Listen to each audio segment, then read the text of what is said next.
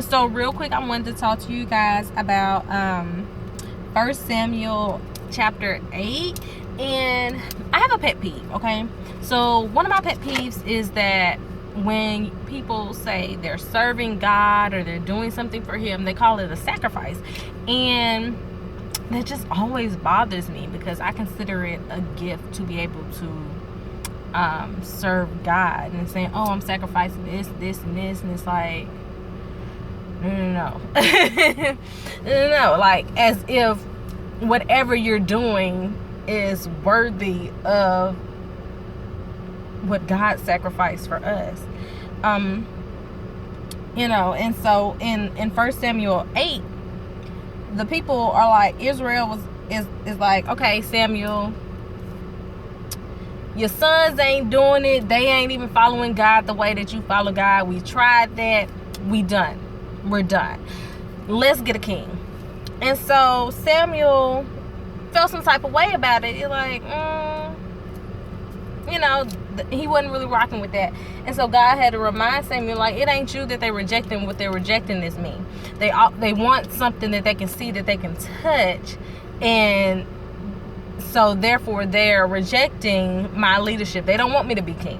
They don't want what's best for them. They want what everybody else has. So the people of Israel are so eager to fit in that they're like, we don't care, we just need a king. And so Samuel was like, all right, look, if we give you a king, if God gives you a king, you're going to be mad. At the end of the day, you're going to be running back to God, because this king is not going to treat you how God treats you. He's not going to love you how God loves you. And so the people of Israel was like, we don't care, right? We want somebody that's going to fight our battles for us. We want somebody who's going to do X, Y, and Z for us. And I'm reading this, I'm like, you don't think God does that? You just can't see him. So you rather put your trust and faith in somebody that you can see, your trust and faith that that somebody who looks like you is going to be better for you. Better than better than God who created you? It don't make sense to me. But I mean, we've all been there. We've all wanted to fit in so bad. We've all wanted to be like the next person. We've all wanted to be like the next group. We've all wanted to, and it may not be on a big spectrum, but in some way, you wanted to wear your hair like somebody else. You wanted to dance like somebody else. You wanted to be a cheerleader like somebody else. You wanted to be in the band like somebody else, And a lot of times we're so focused on what somebody else is doing that we get outside of our own lane. God has you in a certain lane for a certain reason. So, what my notes that I took away from it was like, man is going to call you to be sacrificed for his vain glory when God sacrificed himself for his sacrificial glory. He didn't ask you to sacrifice anything.